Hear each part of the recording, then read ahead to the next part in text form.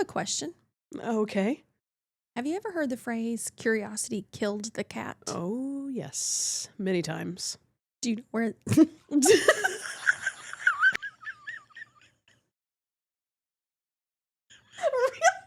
Many times.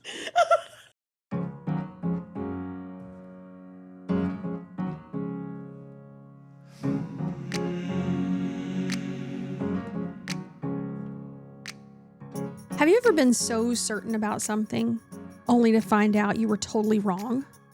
Like me insisting for years that song lyrics said one thing and then nope, completely different. Oh, I've been there. Certainty can feel comforting, but it doesn't always leave us room to grow. And that's where curiosity comes in. Today, on the Morning Share, we're exploring the tension between curiosity and certainty. Curiosity keeps us open, asking, learning. It's humble and hopeful. Certainty, on the other hand, can give us confidence, but sometimes it closes us off to new perspectives. So then how do we balance the two? When does curiosity serve us? And when does certainty get in the way? Great questions. Let's dig into it together on the Morning Share. Morning, Ange. Good morning. Happy Wednesday. Thank you. Happy Wednesday. I recently learned that the original phrase was care killed the cat, insinuating that worry and stress would have killed a cat. And it wasn't until centuries later that they changed it to curiosity killed the cat. But even then, the full phrase was curiosity killed the cat, but satisfaction brought it back. Meaning that curiosity can be risky, but at the end of the day, it leads to something good and it can be redeemed. Yeah, because curiosity is asking more than questions. We talked about on Monday that it's a posture of openness. It's the ability to wonder. Right. To notice, to be surprised. Yep. Yep. Oh, one thing I thought about that is an important distinction is curiosity isn't asking questions looking for confirmation. Like, when someone's asking you questions, not because they're curious about how you are or whatever, but they're looking for a confirmation of what they thought. And that is not what we're talking about. Right. Assumptions that they've already made. Yeah. Absolutely. So today we're talking about 5 things we've discovered about curiosity. Yep. And the first one is that curiosity builds connection. And this, like we said on Monday, is at the core of who we are, at the core of Morning Share, and really at the core of what we believe, what we want for the world is connection. Absolutely. I think there's healing in that. Mm-hmm. I think at our core, everybody desires to be known and seen. And yet we've all felt the ramifications of when somebody hasn't shown curiosity toward us. Yeah, pretty viscerally. Like when someone is curious about me, it really translates as caring. But I think the opposite is true. When someone doesn't take the time to ask what's been on my mind or in my heart or how things really are, then it feels to me like a lack of care and love. Yeah, for sure. And interest. Yes. How else does curiosity build connection? Well, I think when we're curious about each other or the world and nature and the way things work, we discover things that we wouldn't have discovered before. So there's a world waiting to be discovered beyond the questions. That's good. One, we laughed because your granddaughter is in this stage of wonder and creativity. She literally has just switched over to just asking why. And although it can seem a little bit frustrating in the moment, she's discovering and creating a world where she wouldn't know if she didn't ask why. Right. Because I really believe we're born curious to want to know. It's the way we discover even how to live in this world. And then inevitably it makes change possible because the more you can be curious and understand something or someone, then you then respond by adapting or changing your interactions with them, your opinions of them, Yep. or maybe even your opinions of the world at large. Yeah. And if we never take the time to ask questions, then we don't even have the opportunity to change. Like we continue operating out of assumptions or previously held beliefs. Yeah. And so just being willing to ask the questions helps strengthen the connection, actually. Right. And makes change possible. I think all the way back to even maybe one of our very first episodes, we talked about the question of tell me more, or just the statement, tell me more, which is such an invitation and a curious leading thing, even if you're just new to this and you're trying not to enforce your opinions or your perspectives on other people. Those three words just seem like they can lead to discovery of something or someone else in the process. So as we were hashing out this week, something came up as we thought through the subject of curiosity this week and all that it entailed. We sat with that for a while and then all of a sudden realized that long before we lost the art of curiosity, we lost the ability to observe, meaning that we don't slow down enough to notice, to be aware. And I feel like nothing these days is more important than being willing to stop, pause, and actually take notice of something or someone in our circle. Yeah.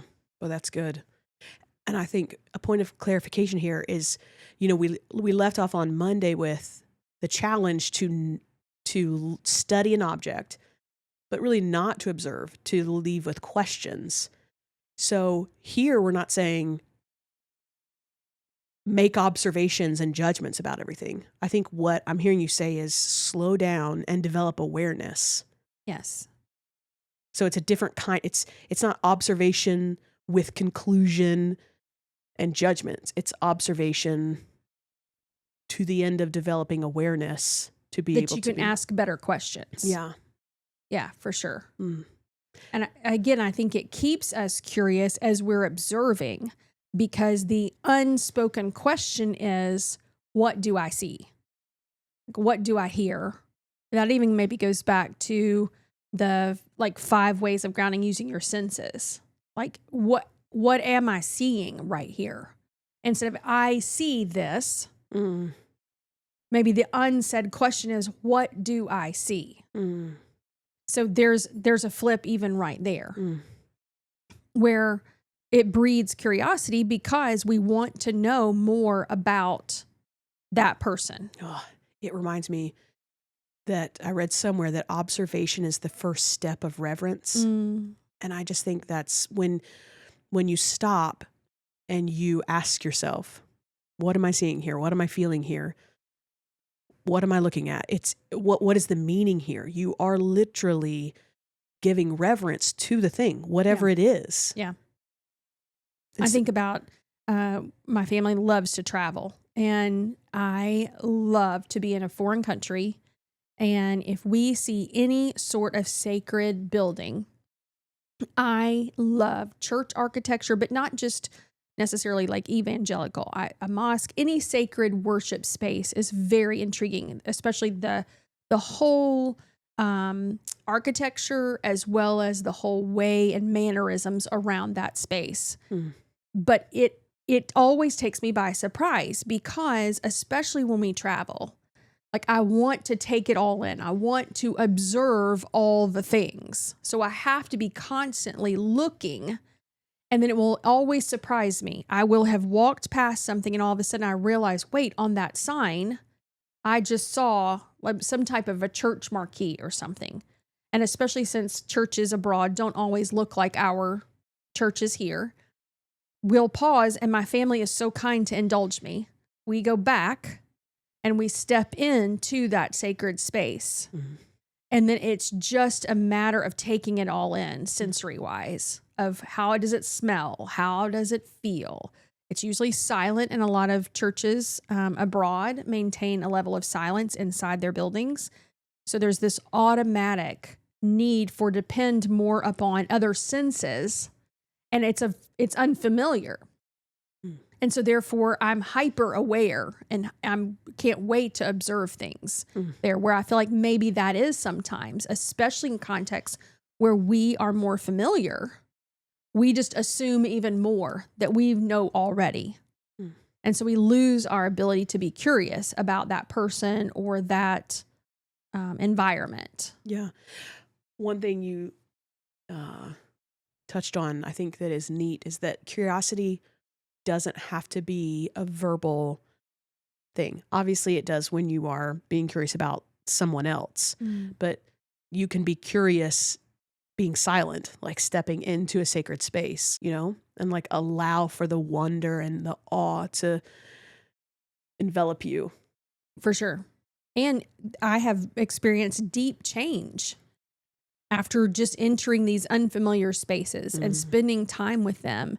And nobody has answered my questions in that moment. It has, like you said, it's not been a verbal exchange, but I've been profoundly changed because of it.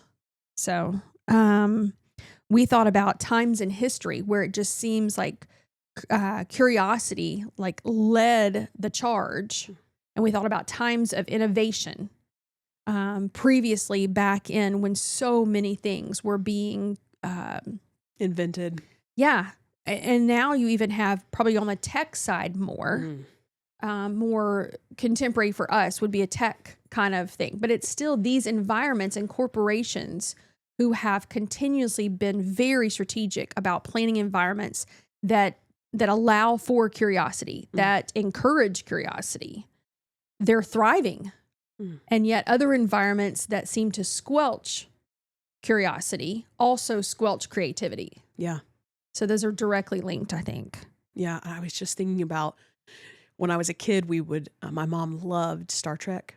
And there's the hologram deck, I think is what it's called, where they can basically like appear in an imagined world or an imagined space with their loved ones or whatever. I think I'm getting this right, Mom? But then I thought, there are so many things in Star Trek that kind of are a part of our world now, where they had this little device on their shirt where they would just like beep and be able to talk to somebody. And they're developing those now. That like I've actually seen one recently. And then about like we have holograms now, and like just if however many years ago, 35 years ago or 40 years ago, people were just like, that's made up, or that's not possible. I just think asking questions gets us to today where we have AI that, and we have no idea where AI is even going to take us in the next 5 years, not to mention 30 years or 50 years. Yeah. So I just think it's such a cool thing, an important thing to ask the questions and be creative and let your mind be filled with wonder. For sure. I heard a podcast just yesterday, and it said all great endeavors begin with the question of what if. Exactly. And I just thought that's true. This podcast began with a what if. Yes. It's pretty fascinating. And we've all benefited. Maybe that's another great hallmark of curiosity, is that everybody eventually benefits.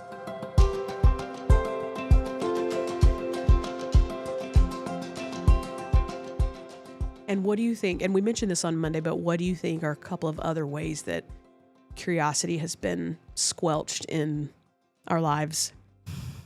Well, I think like you brought up from the education system, that so often it was more about having the right answers than asking good questions. And now, luckily, we have different types of schools, whether it's Montessori or, I don't know. There's some nature schools where kids will spend all day outside and learn from nature. So inherently, they're developing curiosity. Yes. But definitely way more different approaches to education. Yeah. What other ones? Well, definitely church. I grew up in a church culture, and for sure, curiosity can often be interpreted as doubt, and there really is no room for doubt in the faith culture that I grew up in, and it often is seen as weakness. Actually, I think the questions were a really good thing. Right. but it's not often interpreted as a good thing in church culture. Or it was interpreted a good thing until you supposedly came to faith. So the reason is because we are always reaching for certainty, which is boom, boom, boom, dum, dum, dum, the shadow side of curiosity. Yeah. Why do we see doubt and questions as weakness? Why in schools do we value the right answer over good questions? Why do we not take time to really try to explain things to curious young minds? It's because we are more comfortable in the certainty instead of the questions. Yeah. And it seems as though certainty may somewhat parallel with rigidity from last week's episodes, where there's a sense of control and a full knowing of what it is and the parameters and the boundaries, where curiosity is a little bit kind of like discovering new routines. It's kind of like fluid and loosey-goosey is what my grandma used to say. It's not as clearly defined. And so I think, everybody is grasping for these really strict things that they can measure a sense of control about. Wow. So you're saying a lot of really good things, that the need for certainty is rooted in control, and the need for certainty is the desire to measure something. I would think so, yes. As well as I think sometimes it's fear, because we've been programmed that to operate outside of that control is that scary territory out there, to not know something in a culture that prides themselves on knowing so many things. It seems dangerous. Yeah, and breeds anxiety. I'm not a parent, but I would assume, and so, I mean, you can speak to this, but I'll tee you up, that as a parent, maybe most often you give your children a frame, a box, a worldview to think through. And when let's say the child starts to ask questions that are outside of this frame, outside of this worldview, outside of this comfort zone, that it can be unsettling. And maybe that's where the fear comes in of like, this is dangerous. They're thinking about this in a different way. Or if they think this way, then they'll end up believing this way or acting this way. And absolutely. And this goes back to another discussion that we probably could spend a whole nother episode on, is some of that is directly tied to the fact that we believe our opinions and our beliefs are our identity. Right. So if someone questions, it means they're questioning who we are or who they are. And so there's shaky ground in that. I think back when years ago, when our children were younger, we had just precious neighbors that were from Egypt. And it was a predominantly Muslim home. And they had grown up very, very devout people of faith in the Muslim faith. And their children would spend the night with my children and have sleepovers. And they, on their own, would speak of faith. And both of them would tell what they knew about. But all of the things they knew were based upon the experiences that they had had in their faith context. Right. And so the children didn't take sides. They didn't argue about them because their identity wasn't already wrapped up in those opinions and beliefs. It was just, this is what I've been told. This is what I've been told. Okay, that's different. I haven't ever heard of that. And to me, that keeps that openness we're talking about. Yep. The ability to share information and share thoughts and ideas without clinging so desperately to them in a need to control what is being thought about. Yeah. As a part of the shadow side, I feel like sometimes there is this search for knowledge that kind of masquerades as curiosity, maybe through like endless scrolling on the phone or just this like down a rabbit trail of conspiracy theories or whatever that seems as if it's curiosity, but instead it's more of like a fear that is trying to pursue some type of certainty. And so then if you're not careful, you take that to the full end and it becomes almost like an intellectual arrogance. Where to know, I now have studied this extremely and I know these things. And you stop asking good questions because you think you know it all already. Yeah. And that can also shut down conversations. It shuts down my own ability to learn new information and grow and change, as well as shuts down other people. I wonder how I can know. Because, okay, let's say I don't want it to just be searching for knowledge, or, I don't want to get caught up in this endless scrolling. What can be an indicator for me that it's not, I'm really curious about this thing. I am just searching out of fear, or, mind endlessly scrolling to try to get to the bottom of something that I may never be able to. How can I differentiate curiosity and searching for knowledge? My first response would be when you no longer feel joy around it. When there's no longer like a positive energy, or an arrogance that comes and you begin to go closed-minded, you've already now formed this solid, airtight opinion or belief about something. And then at that point, you're only looking for confirmation that what you thought was right, which is called confirmation bias. There it is. I've been guilty of that. I make an assumption about something and then I'm just looking for proof to affirm that I was right, which is all rooted in my control and my own ego. Yeah, that's really helpful. So then when it's not bringing me joy, when I'm actually feeling fear or the need to confirm isn't bad, but when I'm starting to feel closed-minded about something, or like, okay, now I know, like I found the confirmation I needed to make a judgment call. Yeah. When I'm doing that more than searching out of something that's bringing me joy, then I can know that maybe I'm trying to be more certain about something than having a genuine curiosity. Sure.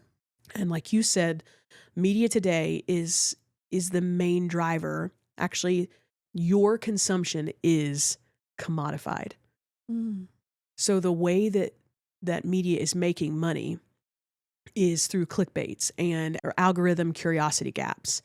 And it's just an endless cycle of junk because they're preying upon your fear. The more shocking the headline or the more dramatic it is, then the quicker that it gets our attention. Yes. And so we have these media networks or these news networks that are just saying the most dramatic thing, preying upon your fear.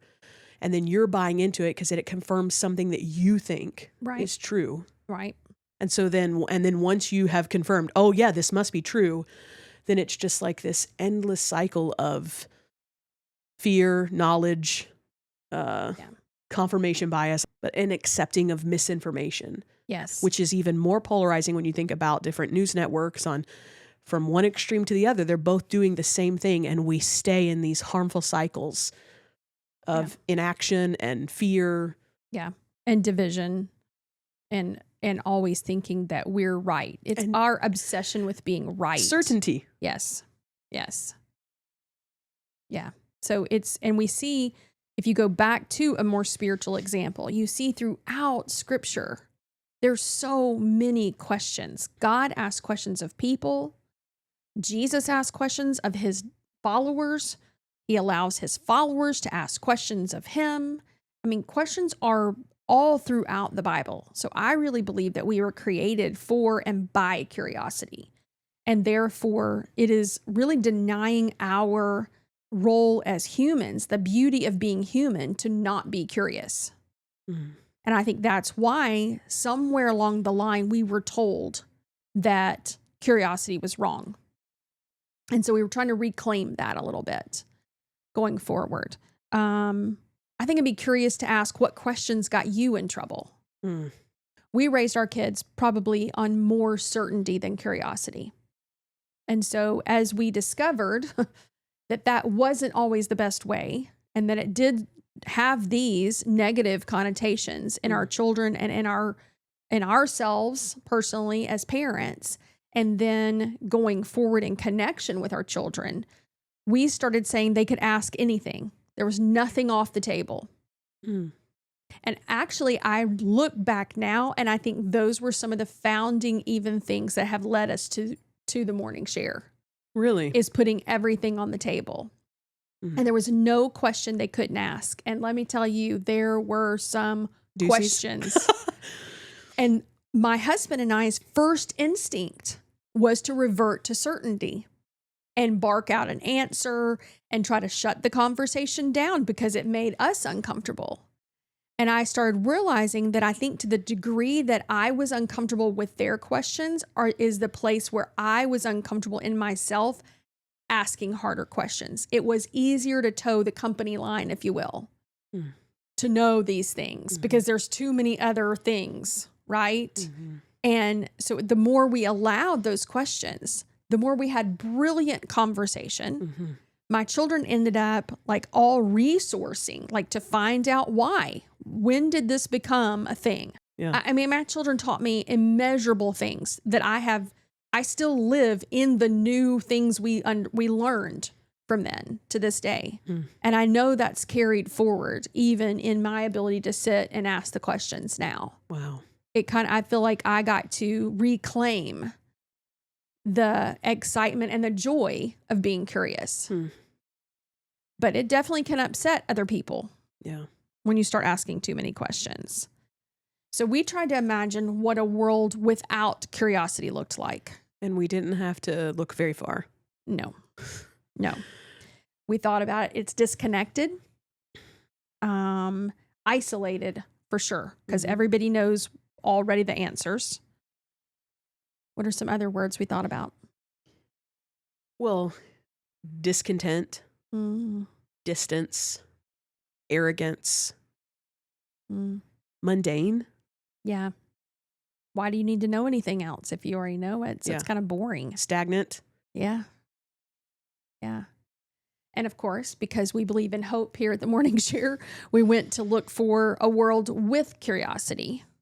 And that was marked by joy, creativity, connection, all the things we've talked about today. Go ahead. Yes, awe, wonder. Yeah. Openness. Yeah. Community. We said connection, but community, because you can join other people in discovering things together. Humility. Absolutely. So I think the invitation continually from us and in a larger context is be willing to ask yourself, first of all, what makes me nervous about being curious? Are you scared about what you may find out? Are you scared about the ripple effects it may have in your current context? That's not about asking questions. And if that's a context that's not welcoming your questions, then you're always welcome here. So on Monday, we challenged you to pick an object, set a timer, and so show some curiosity about that object, to ask questions, not to worry about observation, but to genuinely look at the object and then ask 3 questions. So we did the same thing. We asked the people at our table to look at the plant in the middle of the potted plant in the middle of the table. Yeah. So you gave really clear instructions about study it for 1 minute. And that 1 minute felt like a very long time. It did. And people were rushing to try to make observations. Yeah. And so luckily we were able to regroup and ask really good questions about the plant. But I think what most frustrated everybody is I had no answers for their questions. I remember that. And they just wanted answers. And I thought, oh my God, that is part of this whole thing. Yes. At the end of the day, are we okay in the not knowing? Is it enough just to ask questions? Yeah. And like we said on Monday, whether you know it or not, you've been practicing inward curiosity with the questions at the end of our episodes. And now we want to challenge you to turn that inward curiosity outward. So this time you're going to pick a person in your sphere and you will have the same principle to begin with. You're going to do some observation and then you're going to ask 3 questions of that person about their lives, about something you've observed. They don't have to be deep, but they have to just be based upon something you've observed.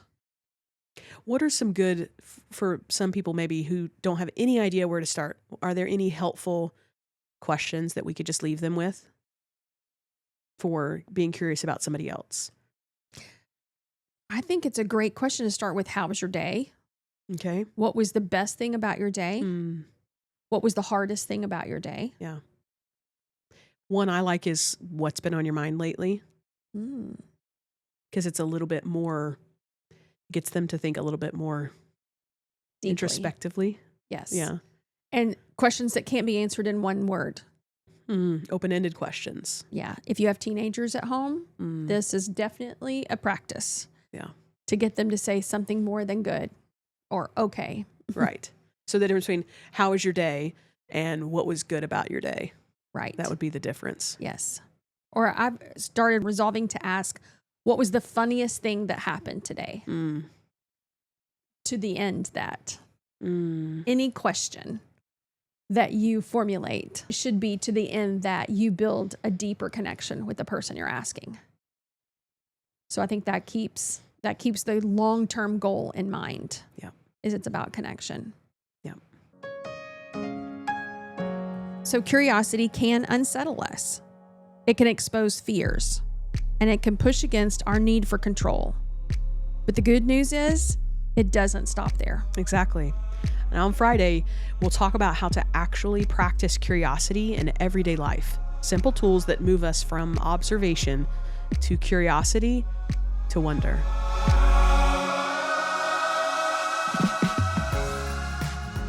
If something in today's episode stirred a question, a story, or even a quiet yes in you, we'd love to hear it. You can join the conversation on Substack. Send us a note at info@themorningshare.com or leave a comment wherever you listen to podcasts. We're listening, and we're grateful to be learning alongside of you.